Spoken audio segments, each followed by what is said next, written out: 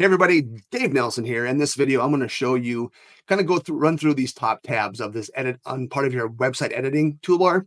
Just going to briefly show what these are. If you don't know how to get to this part, make sure you watch the first video in this series because that's where I show you.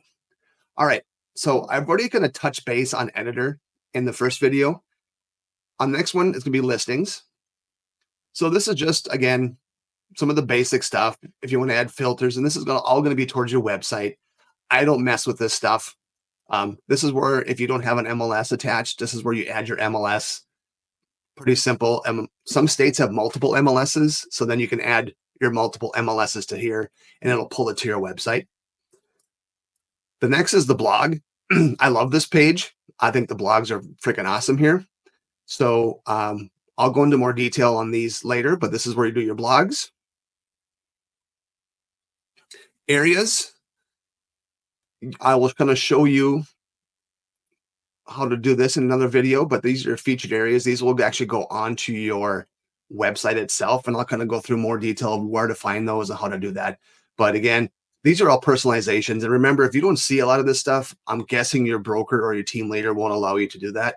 I'm with Real, so we have full access to do all of these editings. So just to kind of heads up on that.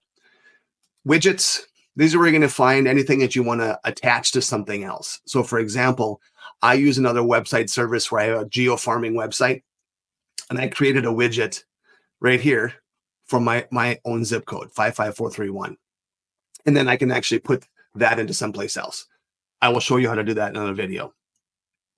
SEO, this is just your basic information.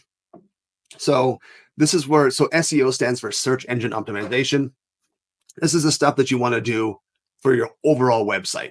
So put in the words, physical, like first of all, your name, but then your service areas.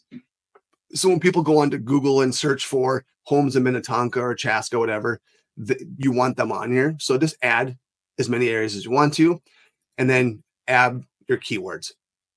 So real estate agent, whatever it is, and you can have up to 5. And then make sure you hit save. Next is just your basic settings. I'm going to go into more detail of some of these things here and how to personalize your website.